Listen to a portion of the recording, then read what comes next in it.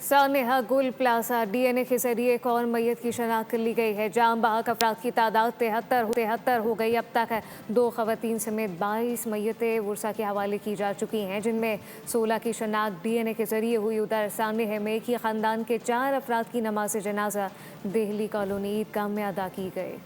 सानेहा गुल प्लाजा घरों पर अब भी कोहराम बरपा। लाशों की शनाख्त का अमल अब भी जारी। डीएनए के जरिए एक और मैयत की शनाख्त कर ली गई। जाम बहक अफराद की तादाद 73 तक पहुंच गई। हुक्काम के मुताबिक अब तक 2 खवातीन समेत 22 मैयतें वर्सा के हवाले की जा चुकी हैं, जिनमें 16 की शनाख्त डीएनए से हुई।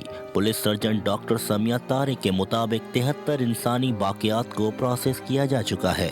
उधर सानेहा में एक ही खानदान के 4 अफराद की नमाज जनाजा दिल्ली कॉलोनी ईदगाह ग्राउंड में अदा कर दी गई। नमाज जनाजा में सियासी और समाजी शख्सियात समेत शहरियों की बड़ी तादाद ने शिरकत की। दूसरी जानिब गुल प्लाजा सानेहा में जाम बहक होने वाले 22 साला आरिफ की नमाज जनाजा नाजमाबाद फारूक आजम मस्जिद, जबकि शीश की नमाज जनाजा धोबी घाट कश्ती वाली मस्जिद में अदा की गई।